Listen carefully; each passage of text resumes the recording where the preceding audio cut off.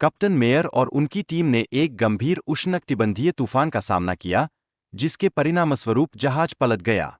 यह जहाज के गायब होने का पहला संकेत था। 2020 में एक व्यक्ति ने पुरानी समाचारों और रिकॉर्ड्स का अध्ययन किया और जहाज को खोज निकाला। यह खोज दर्शाती है कि यह वास्तव में कोटो पक्षी था और इसके पीछे की पृष्ठभूमि को उजागर करती है। बरमूडा ट्रायंगल में अन्य कई जहाज भी रहस्यमय तरीके से गायब हुए हैं, जिनकी कहानियां भी समान रूप से रहस्यमय है। वहां अजीब घटनाओं की कई रिपोर्ट्स हैं, जो आज भी अनसुलझी बनी हुई है।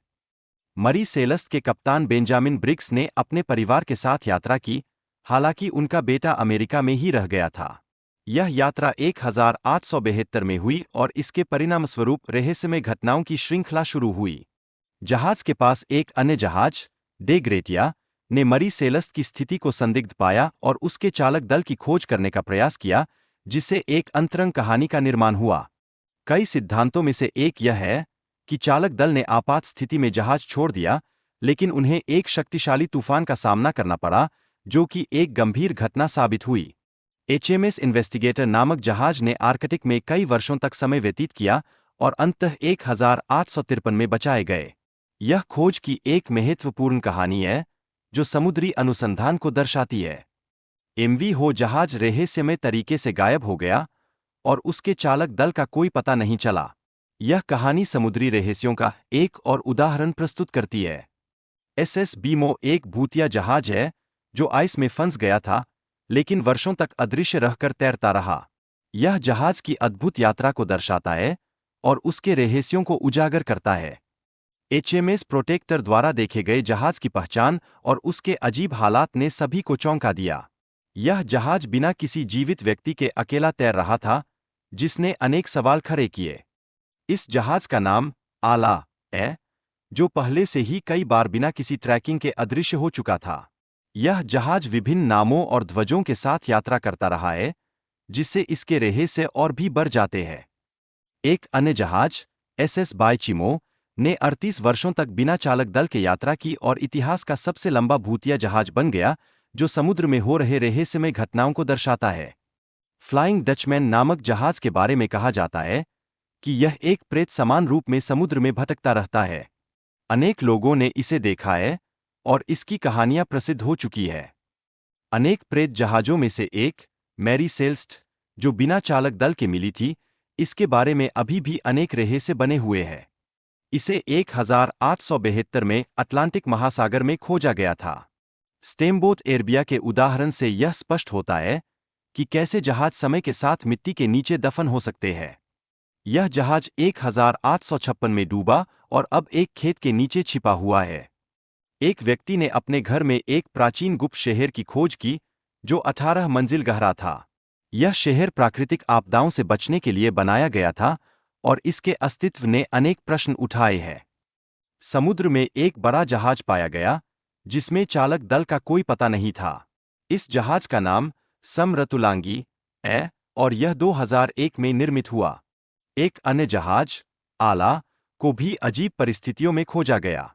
यह जहाज कई महीनों तक बिना चालक दल के समुद्र में तैरता रहा, जो इसके रहस्यमय गुणों को रेखांकित करता है। कप्तान यूल ने जानवरों को इंग्लैंड भेजने की योजना बनाई, जिससे जहाज पर अधिक कार्गो लोड किया जा सके। यह निर्णय अंततः विनाशकारी साबित हुआ और इसके परिणाम दूरगामी रहे।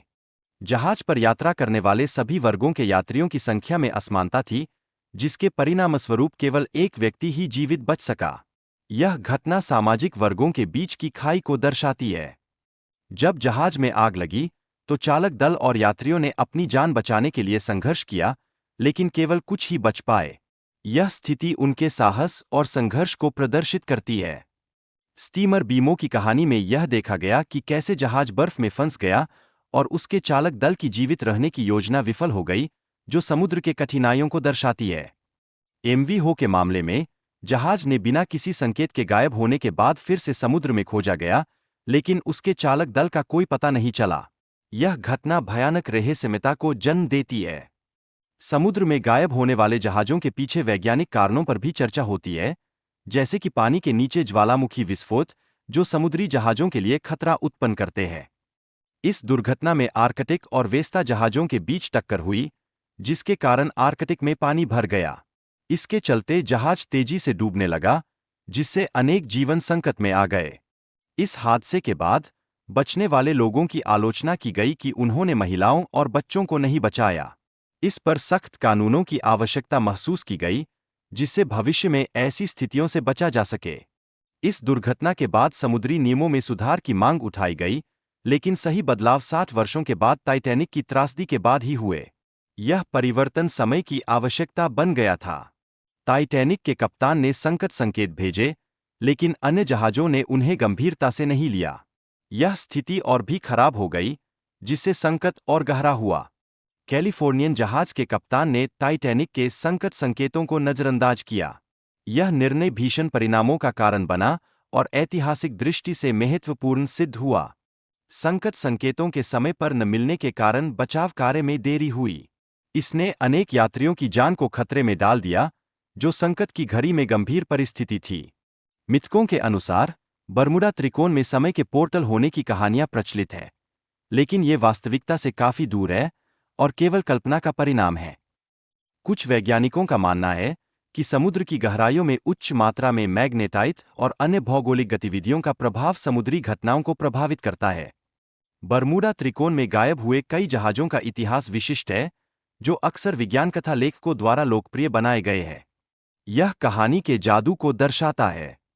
वंडर ऑफ द सीज का निर्माण लागत टाइटैनिक से 6 गुना अधिक है, जो इसे इतिहास का सबसे महंगा क्रूज बनाता है। क्रूज शिप्स में नई तकनीकें जैसे आर्टिफिशियल इंटेलिजेंस और फेशियल रिकॉग्निशन का उपयोग किया जा रहा है, जो यात्रियों के लिए बोर्डिंग प्रक्रिया को तेज बनाती है। क्रूज शिप्स पर यात्रियों के लिए विभिन्न गतिविधियां उपलब्ध है, जैसे आर्ट वर्क, वर्चुअल बालकनी और विशेष क्लब्स, जो सभी आयु वर्ग के लिए मनोरंजन प्रदान करते हैं। जहाजों के ईंधन की गुणवत्ता सीधे तौर पर वायु प्रदूषण से जुड़ी होती है। उच्च गुणवत्ता वाले ईंधन का उपयोग करने से जहाजों द्वारा उत्सर्जन कम होता है, जो पर्यावरण की सुरक्षा में मदद करता है। क्रूज जहाजों के लिए समुद्र में फंसे नाविकों और मछुआरों को बचाना एक सामान्य प्रथा है। जहाज कभी कभी अपने रास्ते से हटकर इन्हें बचाने के लिए जाते हैं, जो मानवता की सेवा का एक उदाहरण है। अगर कोई यात्री जहाज से गिरता है, तो जहाज में लगे संवेदक मदद के लिए अलार्म भेजते हैं।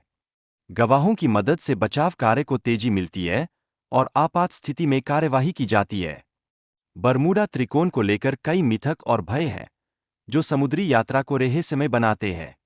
इसके बारे में अनेक कहानियां और अफवाहें फैली हुई है, जो जनमानस में बसी है। संदिग्ध सूनर को देखने के बाद चालक दल में भय और जिज्ञासा उत्पन्न होती है। हालांकि बाद में यह स्पष्ट होता है कि जहाज खाली था, जिससे स्थिति और भी जटिल हो जाती है। कहानी में समुद्री तूफान का उल्लेख है, जिसने जहाज को अलग कर दिया। यह तूफान चालक दल के लिए जीवन और मृत्यु का प्रश्न बन गया, जिससे कई अनियोजित परिणाम सामने आए। कैसे रबर के बतखों से हमें प्लास्टिक प्रदूषण और समुद्र की धाराओं के बारे में महत्वपूर्ण जानकारी मिली है, यह एक महत्वपूर्ण चर्चा का विषय है। हर साल समुद्र में 2000 से 10,000 शिपिंग कंटेनर खो जाते हैं, जो समुद्री जहाजों के लिए खतरनाक हो सकते हैं, और इससे पर्यावरण पर भी नकारात्मक प्रभाव पड़ता है। रबर के बतखों ने विभिन्न महाद्वीपों के किनारों पर यात्रा की, जो समुद्री धाराओं के बारे में ज्ञान बढ़ाने में सहायक रहे हैं। अंतरिक्ष में ध्वनि उत्पन्न नहीं होती है, क्योंकि वहां वायु का अभाव होता है।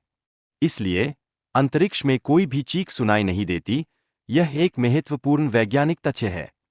अंतरिक्ष यान अपने ईंधन का उपयोग करने में दक्षता दिखाने के लिए अक्सर अपने इंजन बंद रखता है।